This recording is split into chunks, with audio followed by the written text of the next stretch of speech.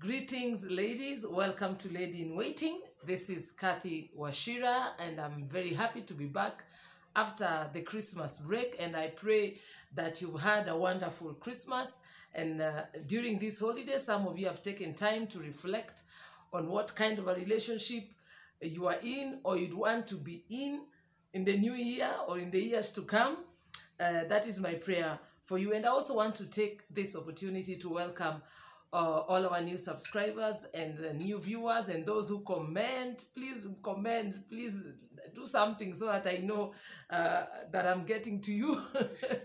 You can always communicate to me through email, as most of you do, and I understand matters relationships are sometimes very private, and that's the reason why most people would not even want to write anything on the wall.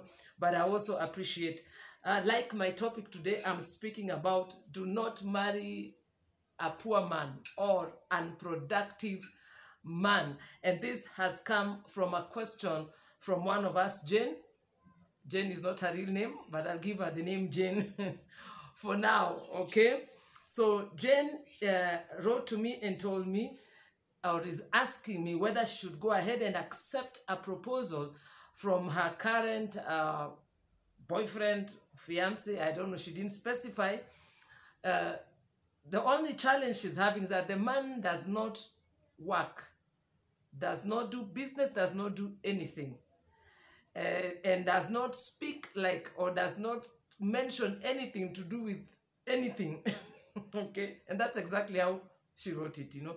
But she says this man loves her, this man is born again, this man is a believer, he goes to church, you know, and everything spiritual falls into place.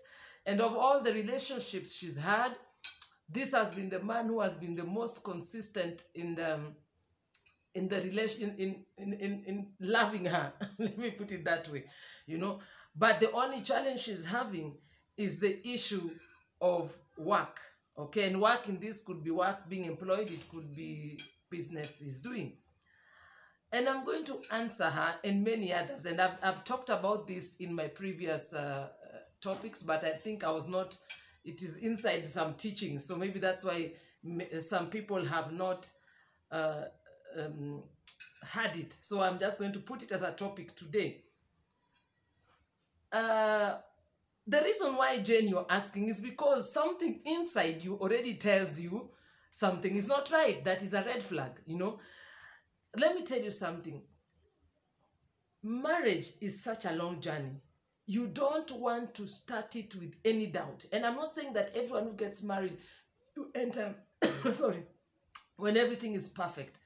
But you don't want to enter into marriage with questions, and very big questions, like work, that has to do with things, because work has to do with provision.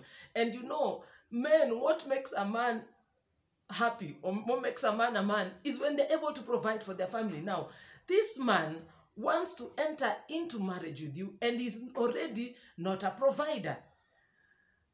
I don't know how that is going to work. Does it mean that he's going to sit in the house while you provide for him? I don't know how that is going to work. There is already a problem, and it might look cute now because you're still dating and everything looks cute. Because let me tell you something, marriage and dating are two different things. Once you enter into marriage and you find yourself as a woman that you're the only one who is bringing the bread home or bringing the butter home, there's going to be a challenge. And the same man that you're saying is loving and caring, you'll be telling us a different story in a year or two, you know. It is not cute when a man just sits in the house and does nothing, unless he's there for a reason. You know, sometimes you might find because of children or something, you can agree as a couple that let the man stay in the house, you know. No, there are many reasons or whatever, but not just sitting in the house doing nothing. And already this one has shown you right from the beginning that he doesn't do anything. He's not planning to do anything. And that is why you're asking this question, because even you, there is a red flag. That is what you call a red flag, when something is, you're not sure. And I want to tell you what unproductive is, or what poor is. You know, sometimes you think poor is just that person who, some of the people who live in the slums are not poor because they're hardworking. They go to work, they work, and they bring food to their families. So they might not be unproductive. Yes, they might not just have enough, but they're working. You know, but this one is not working. What does the dictionary speak about and someone who is unproductive? Someone who is unproductive, number one, lacks in essential things. Because now if it doesn't work, that means even the basic things of life he does not have. I'm sure this man does not have a house, because who pays the house? He probably lives with his brother, or lives with a friend, or still lives with the mother or the father, because he didn't mention that. This is someone who is a storyteller, you know, and I'm sure if you ask him why he's not working, he'll give you 1,000 reasons why he's not working. Someone who is unproductive is someone who is not effective in bringing something about, and that is why you are concerned that they don't yield any result. You have been with him as much as he's loving and caring, but he does not. When it comes to providing, there is no result in it. He lacks in vision, because someone who has a vision, then they start to work towards the vision. Even if they're beginning small, they begin to work towards the vision. This person is full of excuses, you know, and the Bible has warned us about such people. Someone cannot just sit and do nothing, and because first of all, he has no business wanting to get married if there is nothing that he does. How is he going to provide for your family?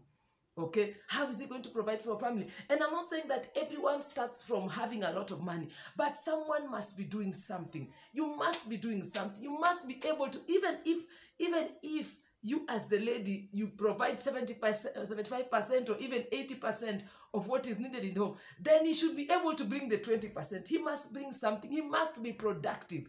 You can't just marry a man who does nothing, because here you are excited, you're in love, he's loving, he's caring, the words we like to use.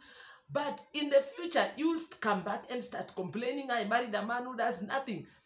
I do everything, he just sits in the house. And those are the ones, I don't want to go that far. You know what happens when you leave those ones with, because listen, what makes a man feel good is when he's able to do what a man is expected, and one of it is provision. He must be able to provide somehow. Now the Bible says this in Proverbs chapter 10 verse 4. Lazy hands make poverty, but diligent hands bring wealth. Everybody must start from somewhere. Even that man, even if they're not, listen, there is always something to do. There is always something. It might not start as a big job. It might not start as a big business, but there's always something to do. Okay? Proverbs 20, sorry, I have to really look down because my Bible has very small ratings. Proverbs 24. Sluggards do not plow in season. So at harvest time, they look but find nothing. This is the time the man should even be working, so that he has enough for his new season of life, which is marriage. He's not doing anything. How is he even going to marry you? You know, and if it's in Africa here, when he's going to face your parents, how is he going to go?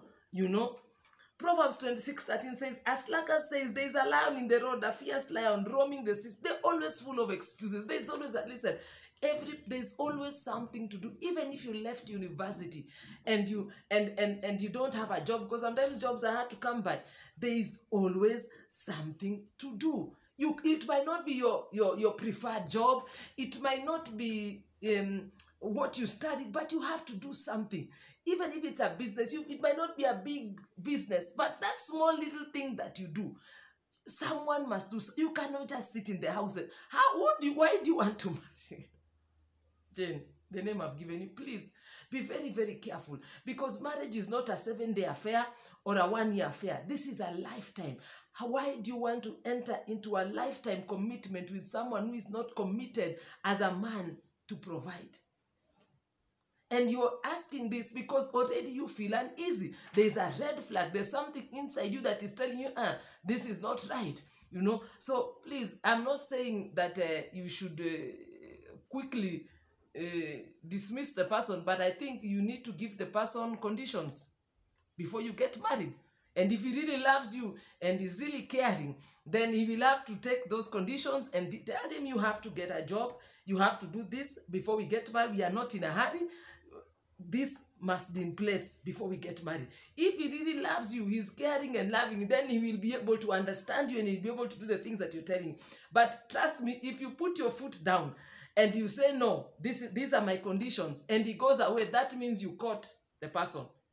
Because when someone is caught, they will run away. Because that is not what they had planned. Listen, there are so many men outside here who just are looking for women who are going to accommodate them and just take care of them, and they don't do anything. So please don't be a victim. Jen, give the man conditions before you get married. Everybody must work. Everybody must work. Both of you must work. Because what happens if you get married and maybe it's a time when maybe you're on maternity leave? Is he going to help you to sit down for 3 or 6 months taking care of who is going to bring the butter home? You don't want to get into something like that. Let him work. Whatever work is for him, let him work. Give him that condition. God bless you. Lord keep you.